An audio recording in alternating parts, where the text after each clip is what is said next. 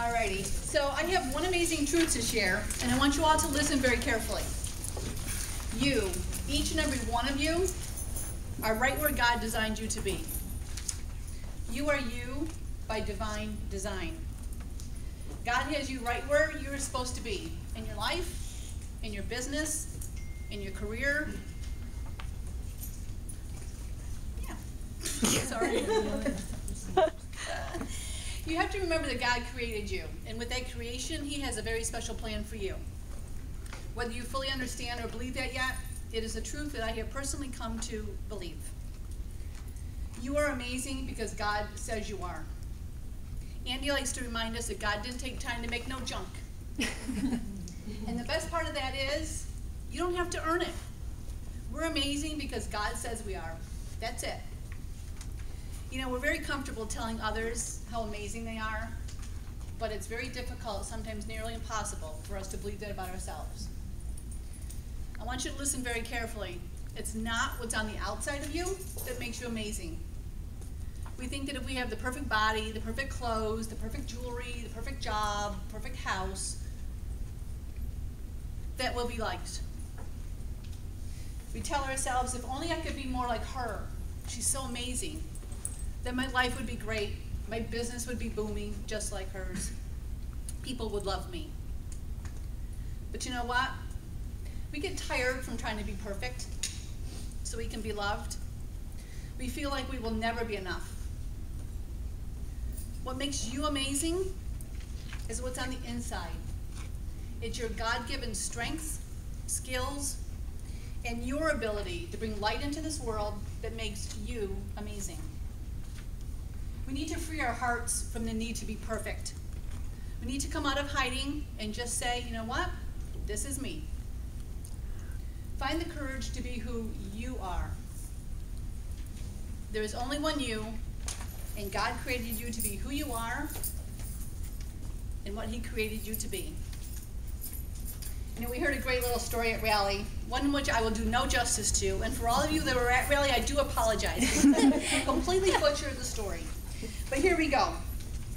You know, when we're small and we're growing up, we hear all the time people tell us, you can be anything you want to be. Well, I hate to burst your bubbles, but that's just a lie. Let's take a cantaloupe seed. Okay, that cantaloupe wishes to be a watermelon. They're bigger, more people like them, and let's face it, they get invited to more picnics.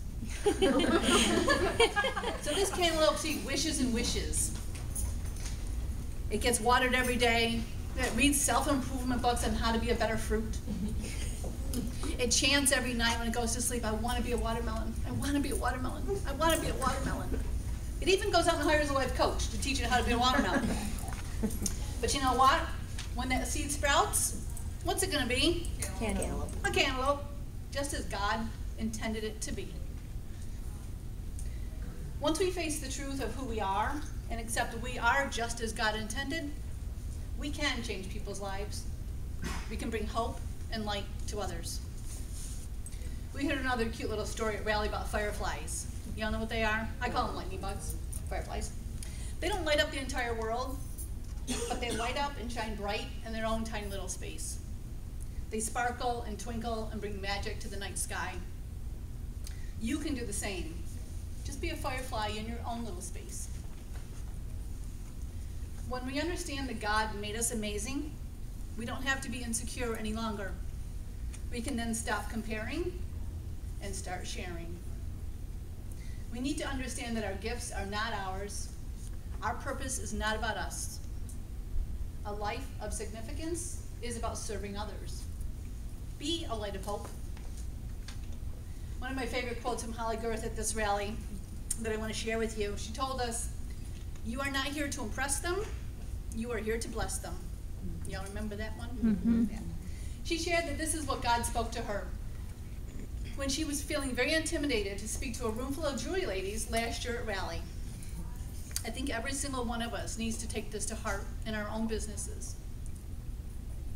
It will set you free from your fear.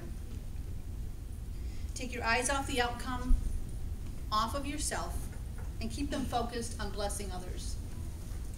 Remember, God's shovel is always bigger. Keep shoveling those blessings into your hostesses, your customers, your jewelers, anybody that God puts into your path. When you do this, He will provide for your needs. You know, so many of the messages I heard at Rally this year reminded me of our verse of the year. For we are God's masterpiece. He has created us anew in Christ Jesus so that we can do the good things He had planned for us long ago. You know, the most important masterpiece you will ever create is your life. But to create a masterpiece, you must first design it. You must have a vision of what it looks like. Once you have a vision and design, you can begin the process of building it. To help you with your design, you might ask yourself some questions. What does your life look like when you're at your strongest, healthiest, and best? What does your family situation look like when you are pursuing success in your work? What matters most? What priorities drive you each day? What are you doing that makes you come alive? What are you born to do? What are you doing to live and share your purpose? When you look back on your life, what do you want to be able to say about it? What will you have wanted to accomplish? What legacy will you leave?